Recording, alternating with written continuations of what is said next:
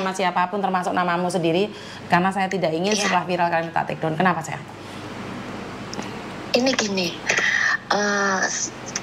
saya kan nggak pernah berobat ke dokter kan, ke klinik itu alhamdulillah selama 5 tahun saya nggak pernah. Nah baru kemarin tuh masuk angin sih ceritanya, ya istilahnya flu gitulah. Saya berobat ke dokter. Nah ya mungkin habisnya banyak, saya kan nggak tahu kan, saya juga nggak nanya. Habisnya itu 670. Lah kok saya pulang-pulang dimarahin, kamu periksa dokter kok mahal, bilangnya gitu. Nah aku pikir kan ada asuransi kan. Terus dia bilang, kamu tahu nggak, periksa dokter tuh pakai uang saya, bukan uang kamu. Saya digituin, Miss. Saya mau nanya, apakah kita ini kalau sakit ke dokter periksa gitu, apakah bisa untuk diklaimkan ke asuransi? Bisa Mbak, tapi kenapa di kontrak kerja itu, bukan di kontrak kerja ya, di aturan itu adalah majikan bertanggung jawab atas cecenya yang sakit. Dan cecenya kalau mau periksa tanya majikan di klinik mana yang mereka advice. Karena di asuransi itu hanya bisa klaim antara 100 sampai 200. Jadi tidak sebesar itu. Tapi berapapun mahalnya kamu ke dokter itu tetap majikan yang harus bertanggung jawab. Jadi klaim di asuransi itu, karena pembantu saya kan 2 nih. Yang satunya itu nggak bisa ambil asuransi yang paling mahal karena dari umur. Karena umurnya sudah 50-an, makanya saya nggak bisa ambil asuransi yang ada kankernya, itu nggak bisa. Tapi Mbak yang satunya itu saya bisa. Jadi kenapa seperti itu? Kalaupun itu biayanya melebihi dari asuransi yang diberikan, saya tetap harus membayarinya. Jadi saya itu punya 2 cece. Gitu. Yang satunya itu asuransinya kalau dia ke rumah sakit klaimnya cuma dapat 100 Mbak.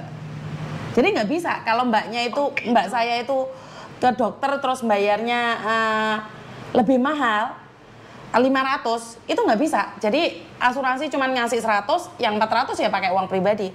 Sementara mbak yang satunya, suster yang satunya bisa klaim 200. Jadi kalau dia ke rumah sakit habis 600 sama aja. Oke.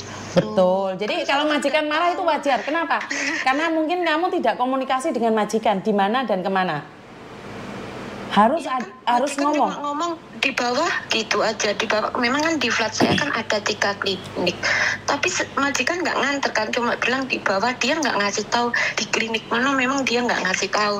Dan memang saya salah, saya nggak nelpon beliau gitu. Nah, itu harusnya konfirmasi dulu. Rumah itu langsung ngambil surat klaim-klaiman itu. Memang saya dikasih duit, udah kamu periksa aja sendiri gitu. Tapi saya kan nggak dikasih tahu, dan saya tuh nggak pernah periksa gitu loh. Disuruh periksa dari dulu tuh memang saya tuh nggak pernah mau gitu. Nah baru kali ini saya tuh mau gitu. Kok terus saya dimarahin digituin. Terus kemarin tuh ya dia etikat baik sih nanya, gimana udah sembuh belum gitu. Saya bilang udah mendingan. Kamu jangan makan makanan yang nggak sehat gitu ininya. Kalau kamu sakit, aku nggak punya duit untuk biayai kamu. Bilangnya kayak gitu. Saya nanti kan jadi kayak gimana gitu kan. Saya juga ngerasa gimana gitu. Kan saya memang nggak tahu itu bisa diklaimin asuransi enggak. Kan waktu tanda tangan itu memang dibelikan asuransi tuh bayar ke agent tuh 1.000 berapa gitu loh. Saya tuh lupa gitu. Iya. Apakah ini bisa untuk klaim-klaiman atau enggak? Makanya saya tuh nanya itu, pengen tahu itu gitu. Ya makasih Miss, jawabannya sekarang. Sudah paham ya? Iya.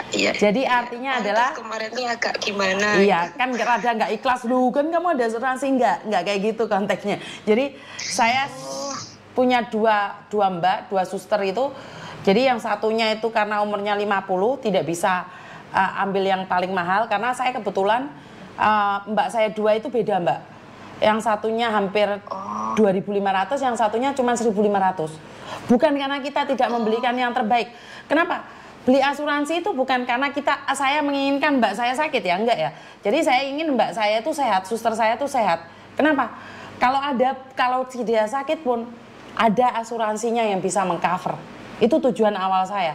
Jadi saya kadang-kadang heran ada majikan yang nggak mau beliin asuransi atau bahkan membelikan asuransi yang murah saja. Karena Mereka berpikir iya kalau cecenya, mbaknya, susternya itu sampai selesai 2 tahun. Kalau enggak, jadi mereka merasa rugi. Tapi kalau saya pribadi saya nggak rugi. Kalau suster saya, mbak saya itu ada yang sakit, itu enak. Jadi nggak berpikir seperti apa dan bagaimana, benar nggak? Iya sih, saya pikir tuh asuransi 100% diberikan, misalnya kita berobat pasti diganti semuanya. Majikan 100% membayarinya, tapi asuransi tergantung dari polisinya. Betul. Iya, Kan kamu ditulis itu nomor polis gitu? Iya. Betul. Iya. Jadi terima kasih ya Miss ya, sekarang saya ngerti. Ya, terima kasih Miss, selamat malam ya Miss. Selamat malam juga, terima kasih saya. Terima kasih. Sama-sama. Oke, ini adalah sesuatu yang sebenarnya sepele, yang sangat kecil, tapi jarang diketahui oleh banyak orang tentang klaim asuransi. Karena kebetulan saya katakan bahwa saya adalah salah satu staff agent dulu, jadi saya tahu, bahkan saya juga mengurusi asuransi, bahkan klaim asuransi. Jadi karena dulu saya bekerja di salah satu agent kecil, jadi semua masalah itu saya bisa belajar. Jadi bagaimana caranya klaim, karena majikan dulu zaman dahulu kan tidak tahu klaim asuransi nih. Kenapa saya katakan, loh ini gini loh, ini anak masuk rumah sakit kok cuman dikembalikan 200, loh satunya kok cuman dikembalikan 100. Akhirnya saya nanyakan sama asuransi, lah mereka itu polisinya itu seperti apa? Polisi, jadi bukan Pak Polisi ya, tapi nomor polisi, nomor polisnya dia itu berapa? Oh dicek, oh ini kan dia punya data seperti ini, punya data seperti itu. Jadi beda-beda ya Mbak ya. Jadi banyak sekali yang menanyakan tentang klaim asuransi itu kenapa kok tidak full 100%, tergantung. Tapi majikan bertanggung jawab atas pembayaran asuransi itu secara full, secara 100%. Jadi 100% itu harus dibayar. Dan bukan kamu yang bayar. Sekali lagi, berapapun biayamu ke rumah sakit itu totalitas majikan yang membayar. Jadi kalau majikan ada yang beli asuransi tidak ada kankernya, tapi kamu kanker, akhirnya kan majikan bayar mahal. Ya itu memang majikan yang harus berisiko membayarnya. Jadi buat teman-teman, saya selalu berdoa buat kalian agar kalian diberikan kesehatan. Karena bagaimanapun juga kesehatan itu sangat-sangat mahal ya, tidak ternilai harganya. Karena itu saya selalu berharap agar kalian semua lebih berhati-hati. Halo? Halo. Oke, selamat malam. Ada apa Mbak? Gini Miss. Tapi sebentar.